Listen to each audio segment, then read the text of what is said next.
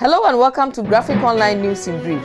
In the headlines, Ejura MCE denies suggestions that the two suspects arrested in connection with the murder of social media activist Kaka Ibrahim are his bodyguards. Environment, Science, Technology and Innovation Minister tours institutes under the Council for Scientific and Industrial Research. National Labour Commission directs Pantang health workers to return to work.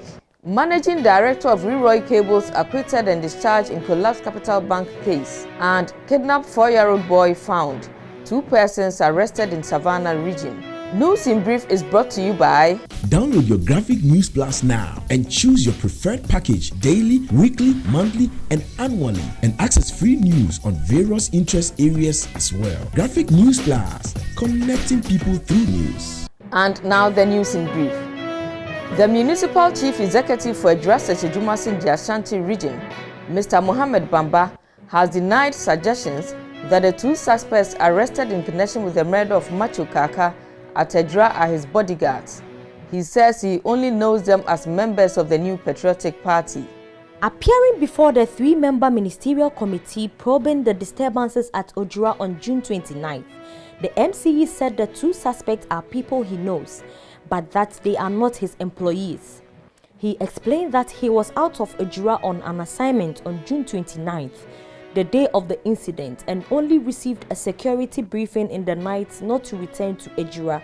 Were the 2 people that were arrested, are they your bodyguards? Not at all. Is there any reason why anyone would say that they are your bodyguards? Do you socialize with them a lot? Do you eat with them? Do they come to the residence? Why would anyone impute that to you? Anyone who knows Ejura very well and our environment. My house is a place that whenever any political head is coming to Ejura, or anytime that there is any national activity, the media who comes to Ejura can attest to that fact. My house is always full with a lot of people. Really a lot of people. And the 2 gentlemen are our party members, and they are our polling station executives.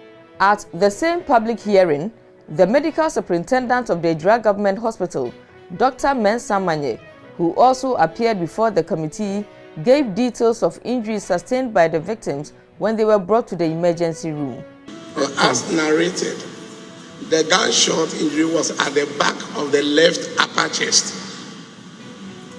We have the chest, the upper, the middle, and the lower. He is passed, so I left him at the couch. We covered him, having seen the sort of injury he sustained. I quickly rushed to the second person. Earlier I said there were 2. The second person, what I saw was also at the back, at the middle part of the chest, the left area, there were also an injury, gunshot injury at the left, at the middle part of the chest.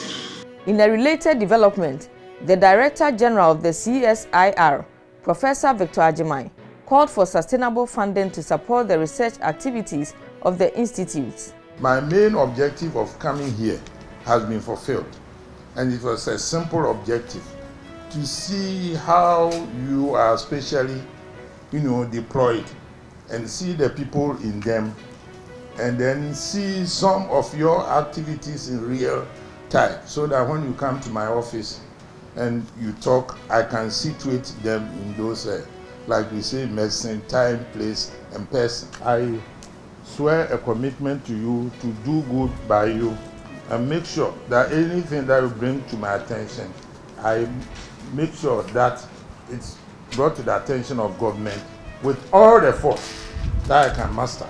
The National Labour Commission has directed workers of the Pantang Hospital who have downed their tools in support of an industrial action to immediately resume work.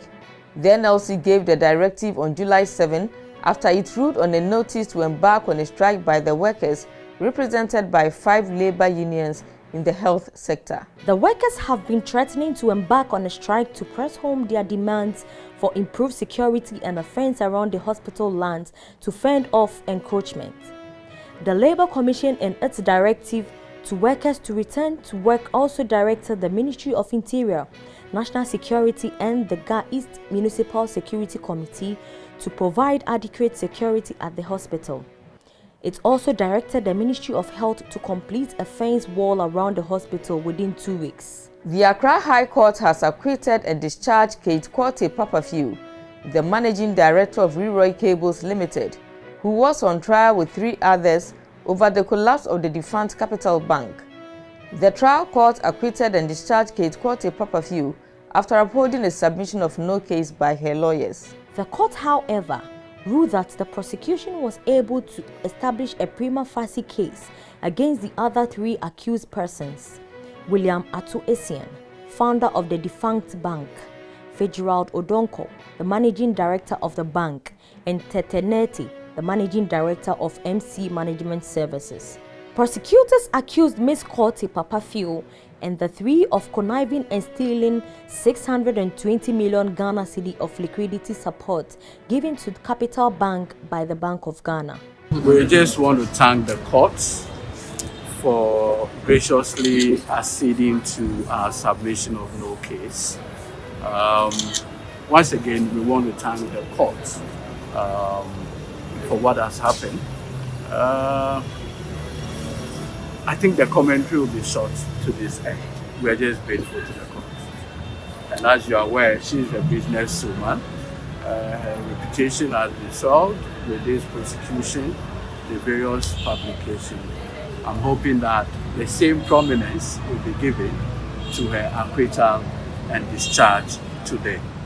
In our final story, a 4-year-old boy who was kidnapped at Busunu in the West Gonja municipality of the Savannah Region on Tuesday, June 29, has been found. The boy was found by some residents of Impaha in the Central Gonja district, also in the Savannah Region on Tuesday, July 6. The Public Relations Officer for the Savannah Regional Police Command, Inspector Ejekum Owusu, who confirmed this to Graphic Online, says the boy has since been reunited with his family. Inspector Owusu said the kidnappers, who got wind of the police and the local search party closing in on them at their hideout, abandoned the boy and fled. He said some of the community members of Impaha found the unaccompanied boy on their way from the farm and sent him to the police station. Thank you for watching. We'll see you again tomorrow with another edition. Stay safe and protect yourself from COVID-19.